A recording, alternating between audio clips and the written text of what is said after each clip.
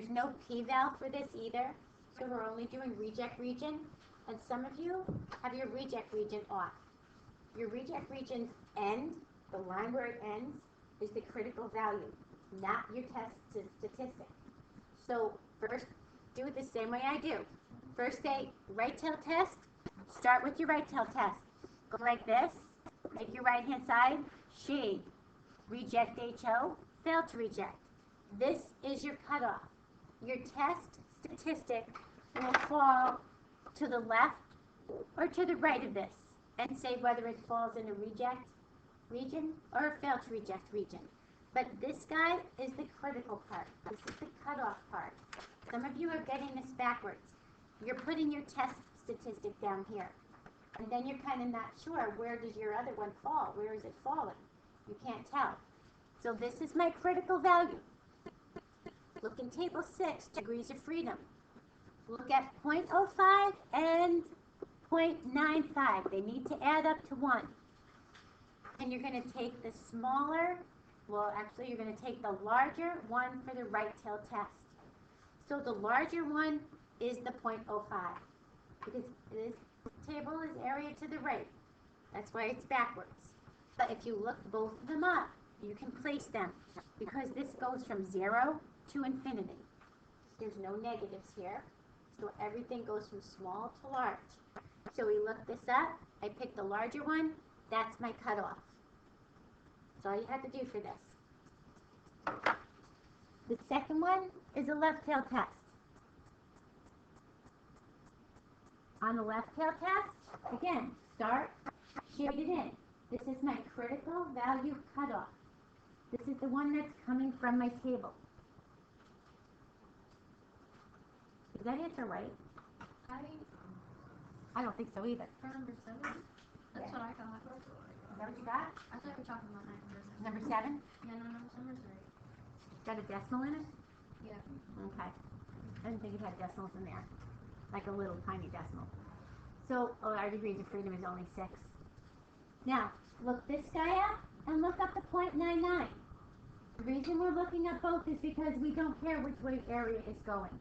We just want to take the smaller one. In this case, it's going to be the 0.991.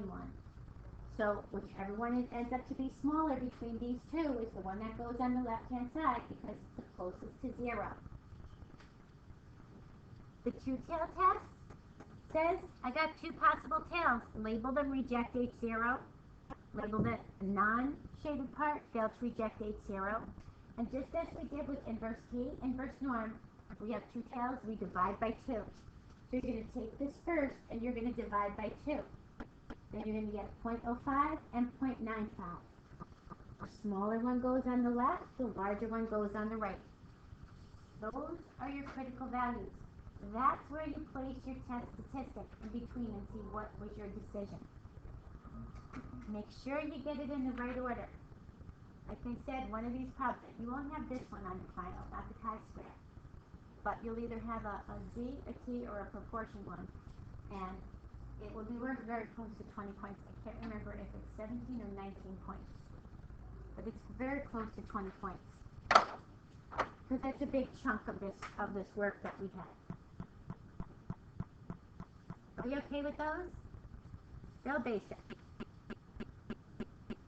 Alright, then I gave you number 13. Okay, so you had a claim. The claim has an equal sign. So the claim is the HO. The HA, the alternative, is the not equal. I build my sketch, my graph, based on the HA. So a not equal has 2 arrows going out, 2 tails. I start like this. I say reject H0. Reject H0. That has to be a very small place, because that's the smallest allowable error. So the big one in the middle, the open space, failed to reject H0. I got to get my 2 cutoff points. So again, I look at my level of significance. I have 2 tails. I have to cut it in half. I have 0.025. That's why you get these weird numbers on top. If I subtract it from 1, I get 0.975. I find my degrees of freedom, 17. I come down to my chart, my small one goes on the left, my large one goes on the right.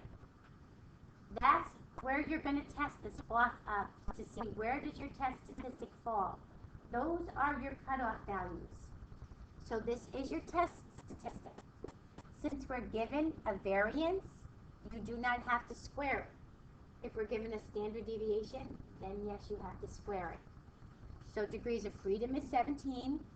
My sample standard deviation squared is my variance. So I put that in, it's already squared. My population standard deviation squared, that's my variance. I put that in here, do not square it.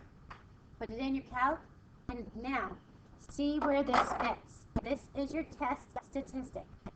It falls somewhere between them. I don't need you to be exactly where, just somewhere between them. Give me a line. What's your decision? It falls right there. I want to see your decision.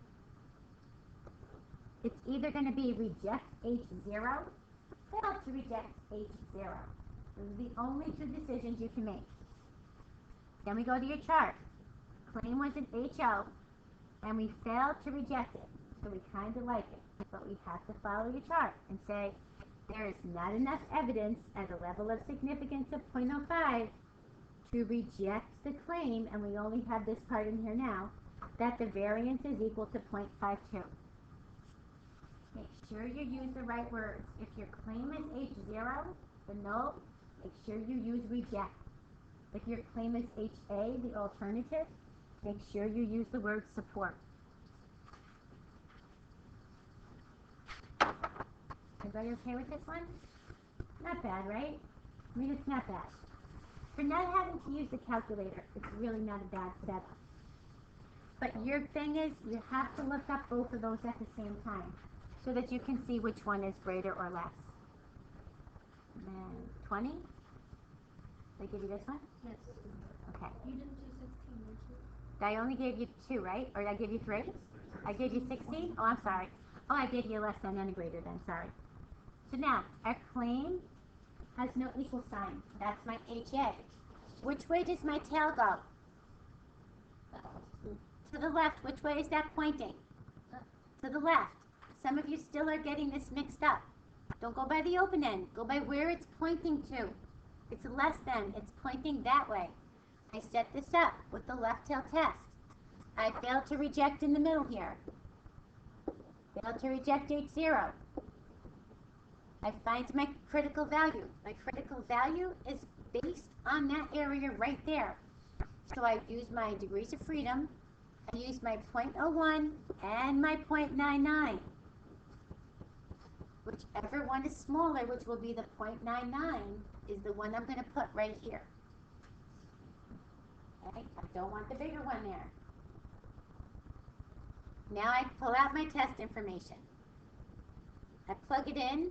I have a standard deviation. It's not squared, so it's a plain old standard deviation. So now when I put it in, I have to square it. And my sample is also a standard deviation. I have to square it. Okay. And this is called my test statistic. It's larger than 3.053, so somewhere in here, and there's my decision. It pops right off the graph at me. Don't circle it on your graph. Say decision is.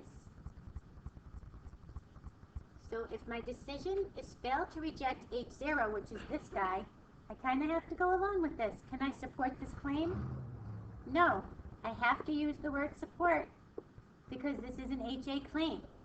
So I go to my chart. My claim is my HA. I failed to reject my H0. So there's not enough evidence at a level of significance of 0.01 to support the claim that the standard deviation is less than 40. Good? Questions? This is good to do too because anybody that's having difficulty, it's always in the same space. It should help you get through this part. Some of you have a hard time getting the tail. Some of you have a hard time getting the words out. 20. This one wasn't so bad because it says greater than. Just use the greater than. Greater than means this way. It's pointing to the right. I have a left tail test. I'm sorry, I have a right tail test. Okay. So my claim is also not the one with the equal sign. It's the HA. It just says greater. It doesn't say greater than or equal to. My HO is its complement. I find my critical value by taking my 0.01 and looking at my 0.99 with my degrees of freedom being 17. Take the larger of the two and place it on your graph. That's your cutoff. Do your test statistic, and again, you pulled out a standard deviation without the square. This is a standard deviation from your population. This is a standard deviation from your sample. It was all in the same sentence. And you have to square it. So 17 point something falls before 33 because I'm going from 0 to infinity. So it falls in the fail to reject H0. So if I fail to reject H0, can I support the claim? No. There's not enough evidence at a level of significance of 0.01 to support the school's claim that the standard deviation for the U.S. History 8th grade test is more than 30 points. You gotta write that whole thing out. That's what I present.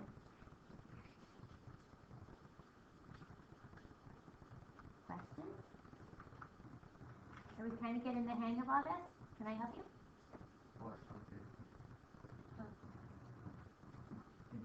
Your phone? Oh. Okay, so everybody okay with this? Any questions?